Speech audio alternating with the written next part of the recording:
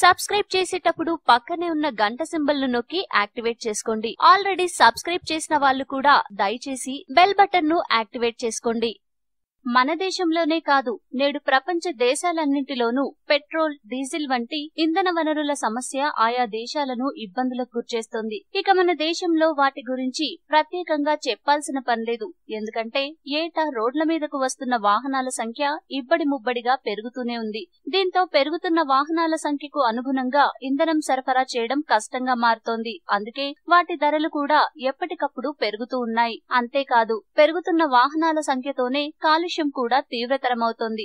మొన్న మధ్య ఇటీవలే ఢిల్లీలో కాలుష్య తీవ్రత తారాస్థాయికి చేరడంతో అక్కడ వాహనాలకు సరి బేసి రూల్ పెట్టారు. అయితే ఇకపై కాలుష్య సమస్యే కాదు, మనకు పెట్రోల్, డీజిల్ కొనాల్సిన పని కూడా లేదు.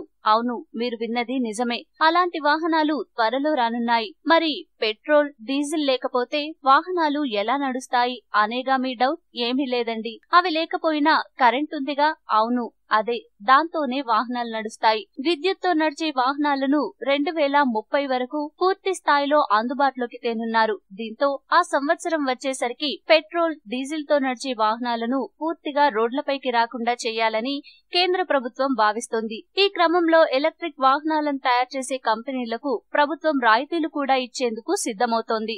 నిజంగా అలా 2030 వరకు రూల్ రావాలే గాని ఇక పెట్రోల్, డీజిల్ బంకులు అన్నీ మూతపడడం ఖాయం. వాటి స్థానంలో వాహనాలను ఛార్జింగ్ చేసే స్టేషన్లు వస్తాయి. అప్పుడు ఎంచక్కా వెహికల్ ను కొంతసేపు ఛార్జింగ్ పెట్టుకుని అందుకయ్యే ఛార్జీలు చెల్లించవచ్చు.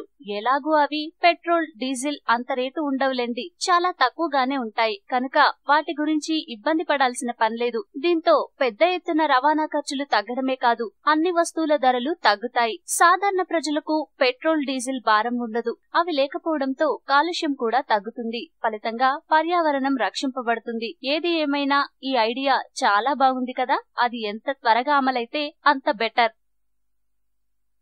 ఈ వీడియో మీకు నచ్చితే లైక్ చేయండి, అందరికీ షేర్ చేయండి, కానీ సబ్స్క్రైబ్ చేయడం మాత్రం మర్చిపోకండి.